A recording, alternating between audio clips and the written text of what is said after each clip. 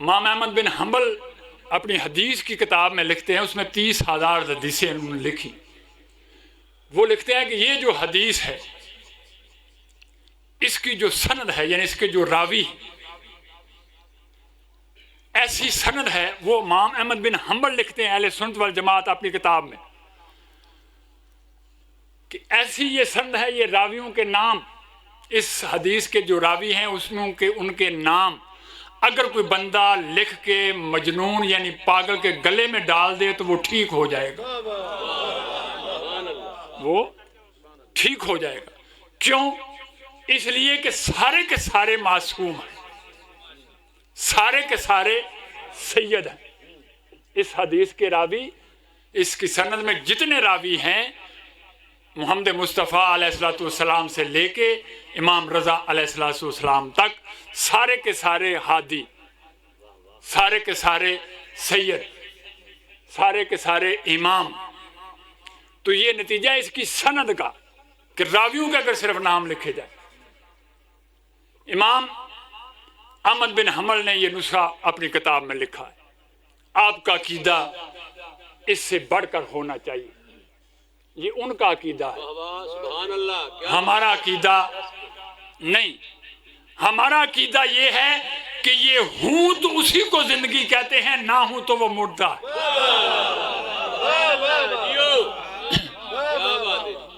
ان کے ہونے کو زندگی کہا جاتا ہے، ان کے ہونے کو عقل کہا جاتا ہے. یہ ہوں تو انسان زندہ ہوتا ہے، یہ ہوں تو انسان صاحب عقل ہوتا ہے. یہ نہ ہوں انسان نہ زندہ ہے نہ صاحب عقل ہے. کیوں؟ امام محمد باقر علیہ السلام نے ارشاد فرمایا کہ عقل ہم ہیں، عقل ہم ہیں. یہ ہیں تو آپ صاحب عقل ہیں، اگر یہ نہیں تو آپ صاحب عقل نہیں ہیں. جب امام رضا علیہ السلام نے یہ ارشاد فرمایا کہ میرے نانا حضور نے ارشاد فرمایا تھا قال لا الہ الا اللہ دخل جنہ، جو لا الہ الا اللہ کہہ دے جنت میں چلا جائے، امن من عذابی، اور میرے عذاب سے امن پا جائے. یہ کہہ کر امام نے اپنی سواری کو آگے چلایا. اتنا سنانے کے بعد سواری آپ کی آگے چل پڑی. چند قدم چلنے کے بعد آپ نے دوبارہ اپنی سواری کو روکا. امام رضا علیہ السلام نے دوبارہ اپنی سواری کو روکا. روک کر آپ نے پھر اپنے نقاب کو الٹا اور الٹ کر ارشاد فرمایا یا ایھا الناس، اے لوگو سنو، اے لوگو سنو. پہلے کیا سنایا آپ نے؟ اپنے نانے کی حدیث سنائی کہ من قال لا الہ الا اللہ دخل جنہ، جو لا الہ الا اللہ کہہ دے جنت میں داخل ہو جائے. امن من عذابی، اللہ کے عذاب سے نجات پا جائے گا. چند قدم چلنے کے بعد دوبارہ آپ نے ارشاد فرمایا یا ایھا الناس، اے لوگو سنو، ذالک بشروطہا، یہ اپنی شرطوں کے ساتھ ہے. لا الہ الا اللہ کہنے کی کچھ شرطیں ہیں. امام رضا علیہ السلام نے ارشاد فرمایا کہ لوگوں یہ اپنی شرطوں کے ساتھ ہے. وَأَنَا شَرْطٌ مِّن شُرُوطِهَا، اور ان شرطوں میں سے میں بھی ایک شرط ہوں. ان شرطوں میں سے میں بھی ایک شرط ہوں. تو لا الہ الا اللہ کہنے سے بندے کو فلاح مل جاتی ہے، کامیابی مل جاتی ہے، بندہ جنت میں چلا جاتا ہے، عذاب سے بچ جاتا ہے. لیکن یہ کہنے کی شرطیں ہیں. محمد مصطفیٰ سے لے کے امام زمانہ علیہ السلام تک ہر ہادی پر ایمان رکھنا لا الہ الا اللہ کی شرط ہے. جب تک یہ شرط نہیں ہوگی یہ کلیہ کام نہیں کرے گا. اس لیے محمد مصطفیٰ علیہ السلام نے ارشاد فرمایا ذکر علی عبادہ، کہ علی کا ذکر عبادت ہے. یہ مشہور حدیث ہے، ہم آئے دن پڑھتے بھی ہیں سنتے بھی ہیں. شاید آپ کے لیے نئی بات ہو، لیکن برائے مہربانی سن لیجئے. क्योंकि नई बात जब आप सुनते हैं तो नई बात को अपने पास से नहीं बनाई जाती, कहीं से ढूंढी तलाश की जाती है। लेकिन आपका मजाज ये है कि आप जब सुनते हैं तो फिर आपका फतवा तैयार होता है कि इन्होंने अपने पास से बात कर दी, झूठ बोल दिया। मेरे पास हवाले मौजूद हैं, सबूत मौजूद है। इसलिए सुकून से ये फरमान सुन लीजिए कि ये हदीस इतनी नहीं है, ज़िक्र अली इबादा, ये हदीस इतनी नहीं है। आम तौर पे पढ़ी इतनी जाती है, सुनाई इतनी जाती है कि अली का जिक्र इबादत है। लेकिन इंसान के ज़हन में ये सवाल तो पैदा होना चाहिए ना कि अली का जिक्र क्यों इबादत है, अली का जिक्र क्यों इबादत है। ये सवाल आता है ज़हन में कि नहीं आता? कि जब रसूल खुदा ने फरमाया कि ज़िक्र अली ने इबादा, कि अली का जिक्र इबादत है, तो सोचना चाहिए कि क्यों इबादत है जिक्र आपका। और किसी का आपने अपना तो नहीं फरमाया कि मेरा जिक्र इबादत है। जनाब अली के मतलब फरमाया कि इसका जिक्र इबादत है। हदीस इतनी नहीं है। आगे आपने वजह बताई है कि क्यों अली का जिक्र इबादत है, क्यों अली का जिक्र इबादत है।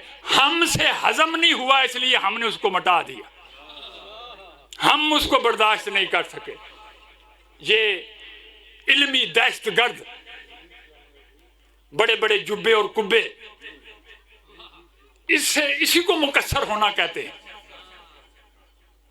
जो आम तौर पे समझा जाता है वो नहीं, ये मुकस्सर होना है कि फरमान रसूल का हो, अपना अकीदा बचाने के लिए मैं उसमें हेर फेर कर दूं। इससे बड़ा जुल्म क्या होगा?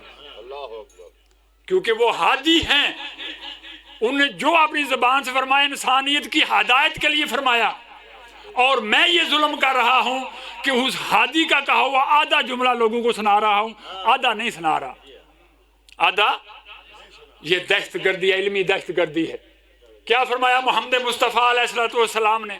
और मैं ज़िक्र अली ने इबादा, अली का जिक्र इबादत है। ले अन्ना ज़िक्रुहु ज़िक्री, क्योंकि इसका जिक्र मेरा जिक्र है। ले अन्ना ज़िक्रुहु ज़िक्री, क्योंकि इसका जिक्र मेरा जिक्र है। यहां पर भी आपने बात को खत्म नहीं किया, आगे आपने शमा बस ज़िक्री ज़िक्रुल्लाह है और मेरा जिक्र अल्लाह का जिक्र है, मेरा जिक्र अल्लाह का जिक्र है। अब पूरी हदीस का तर्जुमा सुन लीजिए कि अली का जिक्र इबादत है क्योंकि इसका जिक्र ज़िक्र मोहम्मद मुस्तफ़ा है और ज़िक्र मोहम्मद मुस्तफ़ा अल्लाह का जिक्र है। अब जो बंदा ये ख्वाहिश रखता हो कि मैं मस्जिद में जाऊं, नमाज पढ़ूं, इबादत करूं, और साथ उसकी जेब में ये ख्वाहिश भी पड़ी हो कि नमाज भी पढ़ूं, उसमें ज़िक्र खुदा ना करूं, वो नमाज कैसी? वो नमाज, मैंने जुमला कह दिया, इसको मज़ीद नहीं मैं खोल सकता।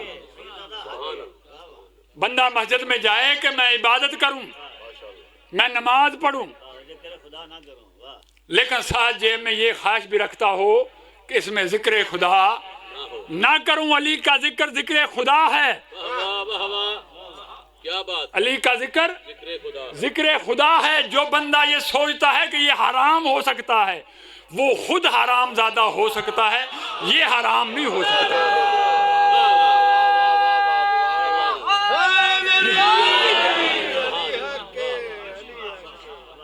मैं नहीं कह रहा, मोहम्मद मुस्तफ़ा अलैहिस्सलाम ने इरशाद फरमाया है। क्या बात है, क्या बात कि अली का जिक्र इबादत है। मोहम्मद मुस्तफ़ा ने इरशाद फरमाया है, जो अली से मोहब्बत रखता है मोमन है, जो अली से बुग़्ज़ रखता है हराम ज़ादा है। ये कौले रसूल है। असहाबे रसूल फरमाते हैं कि हम जनाब जाबिर बिन अब्दुल्ला अंसारी, जनाब अब्दुल्ला बिन मसूद, जनाब बर्रा, ये सब असहाबे रसूल हैं। इनकी ये हदीस है, ये फरमाते हैं कि मदीने में जब कभी अली गुजरते थे गलियों से, मदीने में जब जनाब अली गलियों से गुजरते थे तो हम ऐलान करते थे, मनादी करते थे कि लोगों अली आ रहे हैं, लोगों अली आ रहे हैं। क्यों ऐलान करते थे? کہ لوگ اپنے بچوں کو مائیں اٹھا کے لے آتی تھی کہ اس بچے نے اگر اس کو دیکھ کے مسکرا دیا تو اپنے باپ کا ہے، اگر نہیں تو باپ کا نہیں۔ جابر بن عبداللہ انصاری، جناب عبداللہ بن مسعود، جناب برہ بن حازب، یہ اصحاب رسول نے ارشاد فرمایا کہ ہم اپنے بچوں کے حلال زادہ ہونے کی پہچان علی سے کرتے تھے، علی سے کرتے تھے۔ یہ بھی حدیث ہے اصحاب رسول کی کہ ہم آپس میں بیٹھ کے جب گفتگو کرتے تھے تو اپنے میں سے اگر کسی پہ شک ہوتا تو ہم ذکر علی سے پہچان لیتے تھے کہ ہم میں منافق کون ہے، منافق کون ہے۔ یہ ساری وجوہات آج بھی اسی طرح ہیں، اسی لیے یہ ساری پابندیاں ہیں کہ ذکر علی کو روکا جائے، ذکر علی سے منع کیا جائے، ذکر علی نہ ہونے دیا جائے، کیونکہ پیشانی بتا دیتی ہے کہ یہ بندہ علی سے کیا تعلق رکھتا ہے۔ بس آخری حدیث اور اس کے بعد میں آپ سے اجازت چاہوں گا، مسائل میں نے نہیں پڑھنے، بس آخری حدیث سن لیجئے اور اس کو اپنے سینے پہ تحریر کر لیجئے کہ محمد مصطفیٰ علیہ السلام نے اپنے بھائی علی ابن ابی طالب کا تعارف کیسے کرایا ہے۔ جناب کمیل نے، یہ صحابی جناب علی علیہ السلام ہے، انہوں نے، یہ دعائے کمیل بھی ہے ان کو آپ نے جناب علی نے تعلیم فرمائی تھی، اس لیے اس کو دعائے کمیل کہتے ہیں۔ یہ جو جن کا ذکر دعائے کمیل کے متعلق ہے، جناب کمیل صحابی جناب علی علیہ السلام، انہوں نے جناب علی سے پوچھا کہ یا علی، آپ سے بغض کیا ہے، آپ سے دشمنی کیا ہے؟ علی سے پوچھا جناب کمیل، کیسے کیسے لوگ ہو گزرے، ہمارے لیے کیا کیا اہتمام کر گئے کہ تم کو سوچنا نہ پڑے، کیسے عظیم صحابی تھے۔ انہوں نے اس وقت جناب علی سے پوچھ لیا کہ سرکار آپ سے بغض کیا ہے۔ جناب علی علیہ السلام نے جناب کمیل کے کاندھے پہ ہاتھ رکھا اور ہاتھ رکھ کے آپ نے جھنجھوڑا، جناب لایا جناب کمیل کو، ہلا کے ارشاد فرماتے ہیں کمیل، ایک دن اسی طرح میں نے بھی اللہ کے رسول سے پوچھا تھا یا رسول اللہ مجھ سے بغض کیا ہے،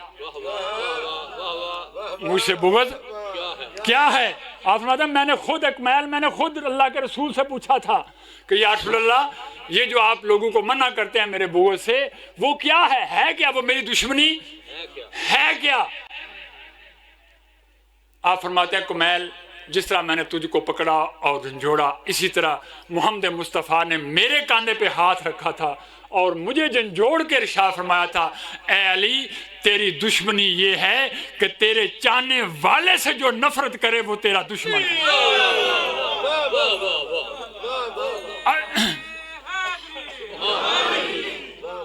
تیرے چاہنے والے سے، جناب علی کی بات نہیں ہے، محبت اس سے کی جاتی ہے جس کو پہچانا جائے، جس کو جانا جائے، جس کو آپ جانتے ہی نہیں، آپ پہچانتے ہی نہیں، اس سے محبت ہو سکتی ہے؟ اس سے محبت ہو ہی نہیں سکتی، کیونکہ محبت سکھائی نہیں جاتی، یہ فن نہیں ہے، یہ پڑھائی نہیں جاتی، یہ علم نہیں ہے، یہ کیفیت ہے، از خود پیدا ہوتی ہے، تعلق سے پیدا ہوتی ہے۔ جس کو آپ جانتے ہی نہیں، جس کو آپ پہچانتے ہی نہیں، اس سے آپ محبت کیا کریں گے؟ یہی تقاضا دشمنی کا ہے۔ پہچان معرفت ضروری ہے کہ جس سے آپ دشمنی رکھتے ہیں اس کو آپ لازماً جانتے ہیں، اس کو آپ پہچانتے ہیں۔ علی علیہ السلام نے خود کوفے کی مسجد میں ارشاد فرمایا، ممبر پہ بیٹھ کے آپ نے ارشاد فرمایا، کسی نے سوال کیا آپ سے کہ مولا آپ نے بہت احادیث فرمائی، اللہ کی توحید کے متعلق ہم کو بتایا، نبی پاک کی رسالت کے متعلق ہم کو بہت کچھ بتایا، اپنے متعلق بھی کچھ ارشاد فرمائی۔ جناب علی سے سوال ہوا مسجد کوفہ میں، مجمع سے کھڑے ہو کے آدمی نے کہا مولا اپنے متعلق بھی کچھ ارشاد فرمائیے۔ جناب علی ابن ابی طالب علیہ السلام نے اس آدمی کی طرف دیکھ کے ارشاد فرمایا، بندہ خدا میں بتاؤں تو تب جب میں اپنے آپ کو جانتا ہوں، میں جانتا ہی نہیں علی کون ہے، میں نہیں جانتا۔ جناب علی کہہ رہے ہیں میں نہیں جانتا، یہ آج کے مولوی صاحب کہاں سے آ گئے ہیں جو کہتے ہیں میں جانتا ہوں علی اتنا ہے یا اتنا ہے؟ یہ آج کے محدثین کہاں سے آ گئے کہ علی ابن ابی طالب خود ارشاد فرمائے کہ میں نہیں جانتا میں کون ہوں؟ آج کا مولوی فتویٰ دے کہ یہ کون ہے؟ اور جناب علی علیہ السلام نے خود نہیں ارشاد فرمایا. آپ نے اس بندے سے کہا کہ بندہ خدا کیا تیرا اللہ پر ایمان نہیں؟ اس نے کہا یا مولا ایمان ہے، اللہ وحدہ لا شریک ہے. آپ نے کہا کیا تیرا رسول پر ایمان نہیں؟ اس نے کہا یا مولا ایمان ہے، آپ اللہ کے رسول ہیں، اللہ کے نبی ہیں محمد مصطفیٰ. آپ نے کہا کیا پھر تمہارا ان کی زبان پر ایمان نہیں؟ محمد مصطفیٰ نے ارشاد فرمایا تھا علی کو یا اللہ جانتا ہے یا میں جانتا ہوں، کوئی تیسرا نہیں جانتا. کیا یہ حدیث نہیں؟ جناب سلیمان اس کے راوی ہیں. یہ حدیث ہے کہ نہیں؟ لمبی بات ہے، اس کو میں آخری حدیث جو سنا رہا تھا اس پر ختم کر رہا ہوں کہ آپ نے جناب کمیل سے فرمایا کہ مجھے اللہ کے رسول نے ارشاد فرمایا کہ علی تجھ سے نفرت، تجھ سے بغض، تجھ سے دشمنی کا معنی یہ ہے کہ جو تیرے چاہنے والے سے نفرت کرے وہ تجھ سے بغض رکھتا ہے، وہ تجھ سے دشمنی رکھتا ہے. اور اے علی تجھ سے محبت بھی یہی ہے، جو تیرے چاہنے والے سے محبت کرے، جو تیرے چاہنے والے کو مسکرا کر دیکھے وہ تجھ سے محبت رکھتا ہے. جناب کمیل نے اگلا سوال کیا، مولا کیا آپ کے دشمن کی کوئی سزا بھی ہے؟ آپ کے دشمن کی کوئی سزا بھی ہے؟ آپ نے فرمایا ہاں کمیل میرے دشمن کی سزا ہے، میرے دشمن کی سزا ہے. اور جس طرح اللہ کے رسول نے مجھے یہ بتایا کہ میرا دشمن کون ہے، مجھ سے بغض کون رکھتا ہے، اسی طرح اللہ کے رسول نے مجھے یہ بھی بتایا کہ میرے دشمن کی سزا کیا ہے، میرے مجھ سے بغض رکھنے والے کی سزا کیا ہے. مولا کیا ہے؟ آپ نے فرمایا اللہ کے رسول نے فرمایا یا علی جب محشر ہوگا، جب محشر برپا ہوگا، لوگ جمع ہوں گے، لوگ جمع ہوں گے، ایک آدمی لایا جائے گا جس کے گلے میں توق پڑا ہوگا، جس کی 360 کرے ہوں گے، کنڈیاں، پنجابی کہہ رہے کنڈیاں کرے، اس کے توق ہوگا، اس کے گلے میں اس میں 360 کرے ہوں گے. ہر کرے پہ شیطان بیٹھا ہوگا، ہر کرے پہ شیطان بیٹھا ہوگا. اور جب وہ لایا جائے گا تو اللہ اس سے خود مخاطب ہوگا، اللہ اس سے خود مخاطب ہوگا اور مخاطب ہو کے ارشاد فرمائے گا تو یہاں پر کیا لینے آیا ہے؟ یہاں تو میں نے اپنی مخلوق کو بلایا ہے، یہاں تو میں نے اپنی مخلوق کو بلایا ہے. یعنی اللہ دشمن علی کو اپنی مخلوق بھی نہیں سمجھتا، اللہ دشمن علی کو اپنی مخلوق ہی نہیں سمجھتا. تو یہاں کیا لینے آیا ہے؟ میں نے یہاں اپنی مخلوق کو جمع کیا ہے. آپ ارشاد فرمایا جو 360 شیطان اس کے توق پر بیٹھے ہوں گے وہ اس پر تھوک رہے ہوں گے، وہ اس پر تھوک رہے ہوں گے. وآخر دعوانا الحمدللہ رب العالمین. جزاک اللہ. اگر تسی تکلیف نہ محسوس کرو، اے وقفہ بڑا ہے، ذاکر دا تے تہاڈا رابطہ نہیں ہوندا پیا، نیڑے ہو، اور سارے بندے